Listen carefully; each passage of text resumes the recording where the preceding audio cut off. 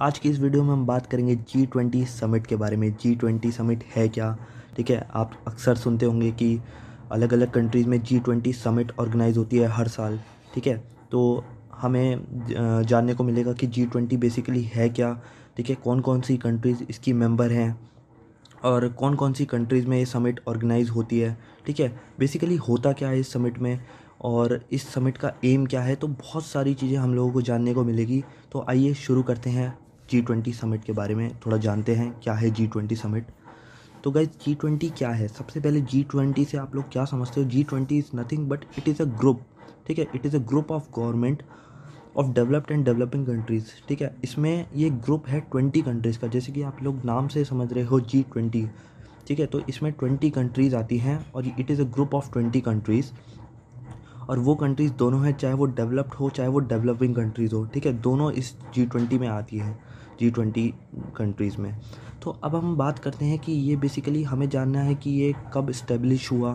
ठीक है, इसकी हिस्ट्री क्या थी और ये जो समिट है ये कैसे फंक्शन करती है। ठीक है, क्या अलग अलग इसके बारे में हमें जानना है। तो गाइस, जैसा कि मैंने बताया कि ये एक ग्रुप है डेवलप्ड और डेवलपिंग कंट्रीज़ का और ये फॉर्म हुआ था 1999 में। ठीक है, ईयर इंपॉर्टेंट है, याद रखना, इट वाज फॉर्म्ड इन 1999। ठीक है, और इसका बेसिकली इसकी शुरुआत कहाँ से हुई हमें पहले ये देखना है।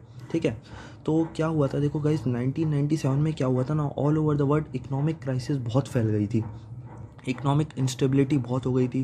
ठीक है, फाइनेंशियल क्राइसिस हो गए थे अलग अलग कंट्रीज़ में। उसकी वजह से क्या हुआ, बहुत सारी प्रॉब्लम्स खड़ी हुई, जैसे कि रिसेशन हो गया।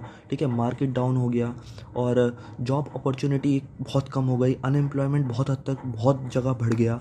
तो यहाँ पे कंट्रीज़ ने सोचा कि एक ऐसा प्लेटफॉर्म होना चाहिए, एक ऐसा ग्रुप होना चाहिए।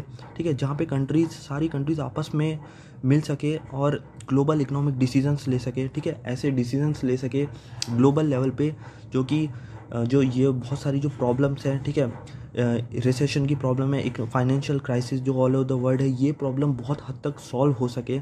तो एक ऐसा प्लेटफॉर्म होना चाहिए जहाँ पे ये डिसीजंस बाकी कंट्रीज़ इम्प्लीमेंट कर सके। तो इसी की वजह से 1999 में क्या हुआ, ये G20 ग्रुप की शुरुआत की गई। ठीक है, उसके बाद गाइस ये ग्रुप चलता रहा। अब क्या होता था कि ये ग्रुप फंक्शन कैसे करता था, देखो। अब इसमें क्या होता था, जो कंट्री जिसके मेंबर है ना, उस कंट्रीज़ के जो फाइनेंस मिनिस्टर होते थे या फिर उस कंट्रीज़ के जो सेंट्रल बैंक होते थे, मेन बैंक होते थे। ठीक है, जैसे कि इंडिया है, इंडिया का मेन बैंक कौन सा है? Reserve bank of India, RBI। तो उन कंट्रीज़ के फाइनेंस मिनिस्टर और रिज़र्व बैंक के गवर्नर और सेंट्रल बैंक के गवर्नर आपस में यहाँ मिलते थे। ठीक है, बहुत सारे आपस में मिलते थे, डिस्कशंस होते थे, पॉलिसीज़ बिल्डअप करते थे। ठीक है, इनका जो एम था ना, वो बेसिकली क्या था कि बहुत हद तक कैसे हम कंट्रीज़ की जो इकोनॉमी है उसको कैसे अप कर सके। ठीक है, कैसे जो जो प्रॉब्लम्स हैं, जो इकोनॉमिक प्रॉब्लम्स है, उसको कैसे डील कर सकें। ठीक है, तो बहुत हद तक 2008 तक जो हम देखेंगे कि G20 का जो मेन एजेंडा था, जो मेन एम था, वो बेसिकली इकोनॉमी से रिलेटेड था। ठीक है, कैसे इकोनॉमिक अपलिफ्टमेंट हो सके अलग अलग कंट्रीज़ का।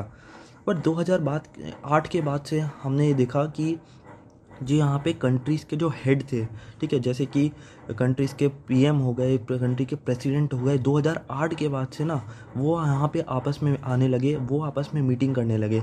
और जो एम था ना, वो सिर्फ इकोनॉमिक और फाइनेंशियल इंस्टेबिलिटी को ख़त्म करना ही नहीं, बल्कि और बहुत सारे सोशल इशू पे शिफ्ट हो गया।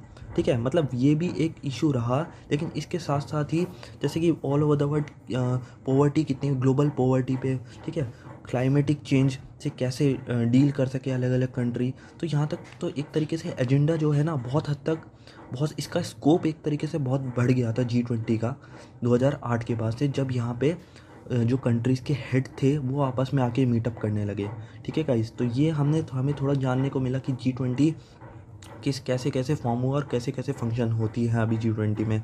ठीक है, यही नहीं, इसके अलावा अगर हम देखें तो गाइस G20 में मतलब इसमें क्या होता है कि 19 तो हमारे पास कंट्रीज़ हैं और एक जो है हमारे पास एक संगठन है जो हम कहते हैं यूरोपियन यूनियन। यूरोपियन यूनियन क्या है? ये एक संगठन है यूरोप की कंट्रीज़ का। ठीक है गाइस, अभी आपको मुझे बताना है कि हाल ही में इसी साल एक कंट्री है वो यूरोपियन यूनियन से उसने एग्जिट लिया है, वो कंट्री का नाम क्या है, ठीक है गाइस, तो आपको मुझे बताना है।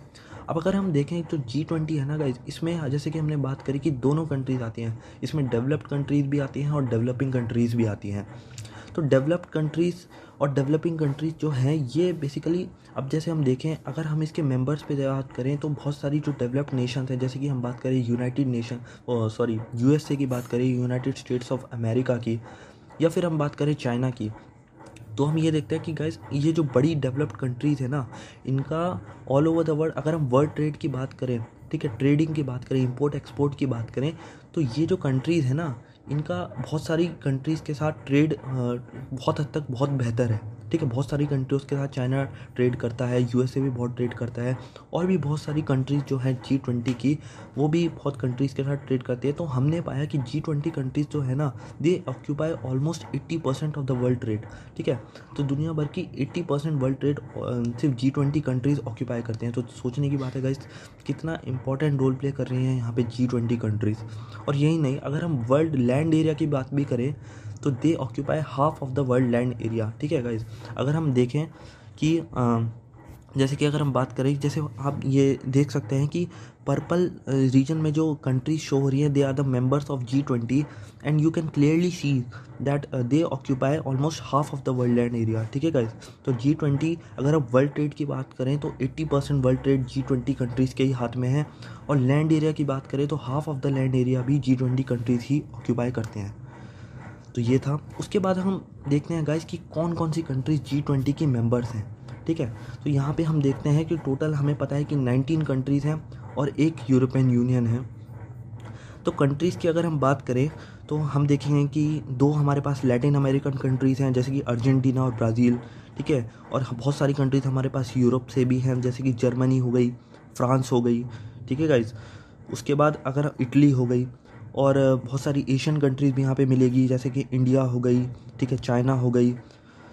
तो यहाँ पे हमें देखने को मिलेगा कि we have 19 countries and 1 European union, ठीक है गाइस। चलो आगे चलते हैं। तो ये कंट्रीज़ के नाम थोड़ा याद करना इंपॉर्टेंट है कि अक्सर एग्ज़ाम्स में पूछ लिए जाते हैं कि कि हाउ मैनी कंट्रीज़ मतलब कितनी कंट्रीज़ यहाँ पे उससे लैटिन अमेरिकन रीजन से हैं, कितनी कंट्रीज़ यहाँ पे यूरोप से हैं, तो ये अक्सर आ जाता है। उसके बाद चलिए आगे चलते हैं। ये G20 कंट्रीज़ हैं, हमने देखा अर्जेंटीना, ऑस्ट्रेलिया, बहुत सारी कंट्रीज़ के यहाँ पे फ्लैग्स हैं, ठीक है गाइस। उसके बाद अब हम बात करते हैं गाइस कि कंट्रीज़ का बेसिकली कौन ये एडिशन कंट्रीज़ कैसे कैसे होता है, मतलब कौन कौन सी कंट्रीज़ यहाँ पे किन किन जगहों पे ये जो अभी तक G20 समिट हुआ है, कौन कौन सी जगहों पे हुआ है, ठीक है, और फ्यूचर में भी कौन कौन सी कंट्रीज़ में G20 समिट होगा। अब हम बात करते हैं, हम शुरुआत करते हैं गाइस 2019 से। वैसे तो ये जो समिट है, ये सबसे पहले आपको मुझे आंसर देना है कि G20 समिट सबसे पहले कौन सी कंट्री में ऑर्गेनाइज हुआ था, ठीक है। इन विच कंट्री वो the first G20 summit organise, कौन सी कंट्री में सबसे पहले G20 समिट ऑर्गेनाइज हुआ था। और आपके ऑप्शंस है रशिया, चाइना, USA और ब्राज़ील, ठीक है। अब ठीक है, आगे चलते हैं। उसके बाद अब हम देखते हैं, देखो 14th एडिशन जो था इस समिट का, ये हुआ था ईयर 2019 में, ठीक है, 2019 में ये समिट हुआ था, और ये कहाँ हुआ था, जापान के ओसाका शहर में, ठीक है। उसके बाद 15th एडिशन जो था, जो इसी साल जो इसका 15th एडिशन हुआ है 2020 में, ये हुआ है सऊदी अरेबिया के रियाद शहर में, ठीक है। इसके बारे में अभी हम देखेंगे, आगे पढ़ेंगे थोड़ा।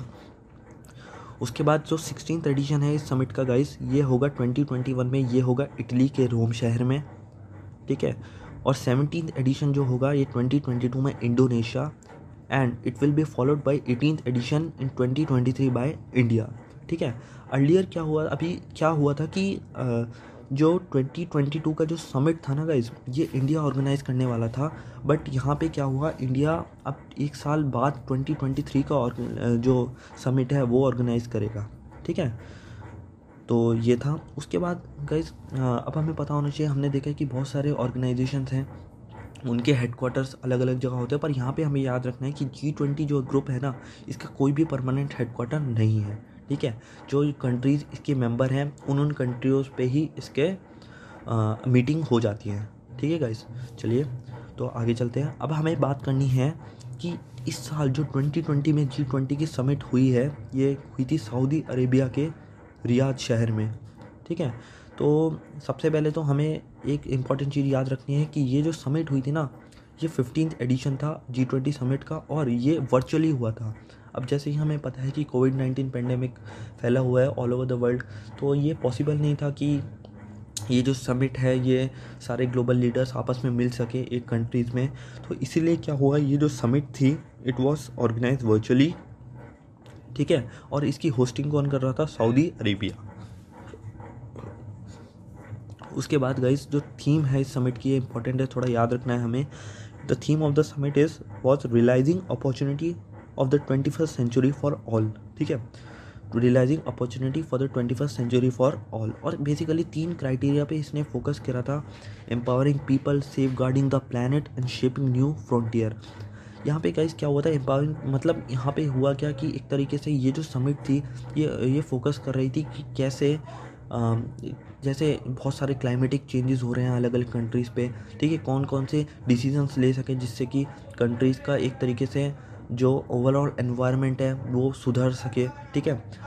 बहुत सारी नई अपॉर्चुनिटी कैसे बिल्टअप कर सकें यूथ के लिए, और बहुत सारी प्रॉब्लम्स जो आने वाली फ्यूचर प्रॉब्लम है उनको कैसे टैकल कर सकें, ठीक है गाइस। तो थीम याद रखना थोड़ा इंपॉर्टेंट है। थीम क्या थी? Realising opportunity for the 21st century for all.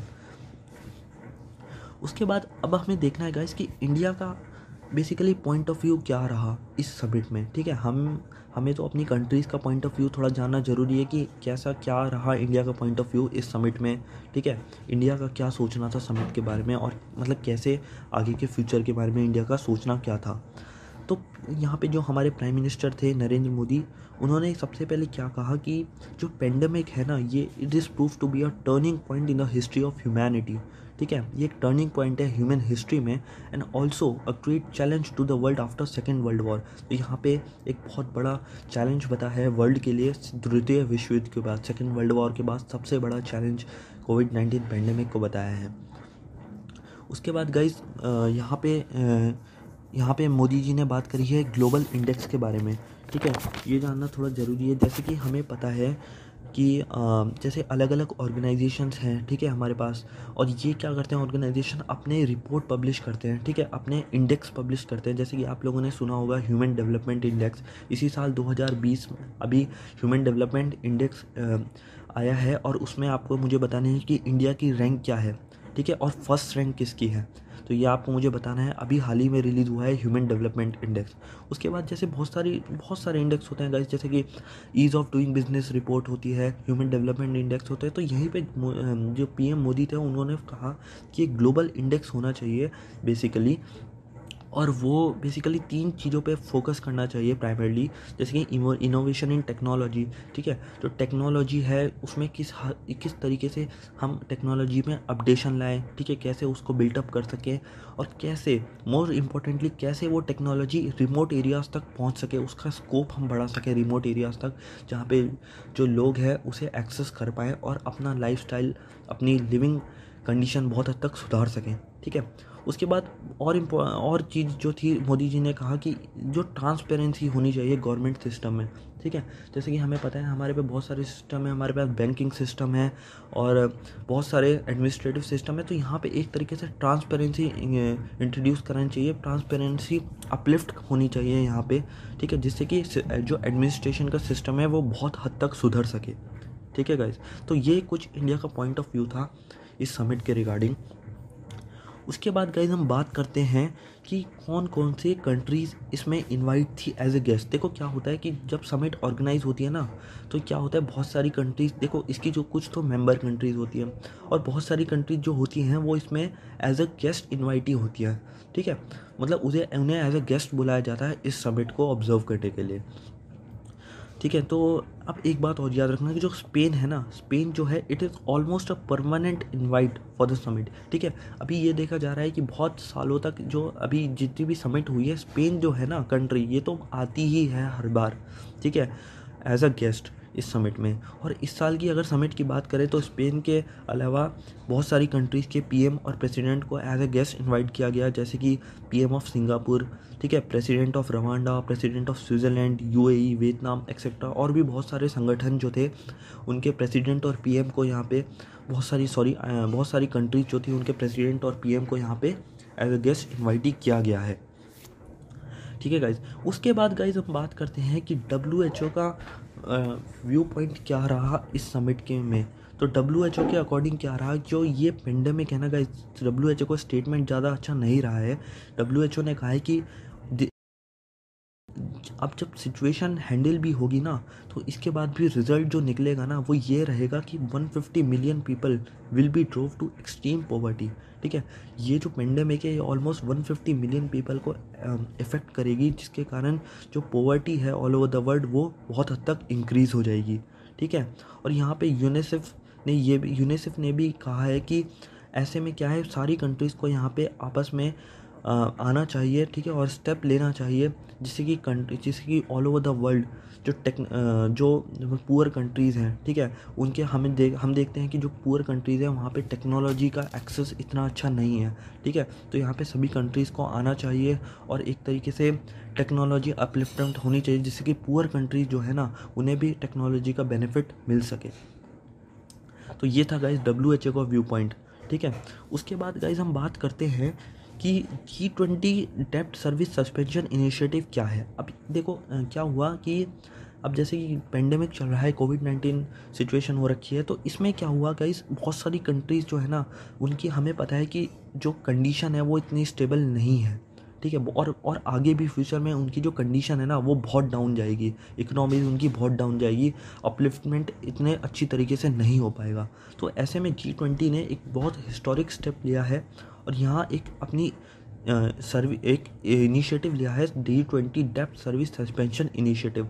अब इस इनिशिएटिव के तहत क्या होगा कि जैसे कोई भी जो अंडर डेवलप्ड कंट्रीज़ हैं, हम देखते हैं वो बड़ी कंट्रीज से लोन लेती है, ठीक है, अपनी इकनॉमी बिल्टअप करने के लिए, या फिर बड़े संस्थान से लोन लेती है, ठीक है, बहुत सारे काम करने के लिए। तो यहाँ पे क्या होगा, हम देखते हैं कि वो कंट्री जो है वो लोन बहुत हद तक चुका नहीं पाती। तो इस G20 समिट के तहत, इस इनिशिएटिव के तहत क्या रहेगा गाइज कि this initiative will offers temporary suspension in the government to government डेब्ट पेमेंट।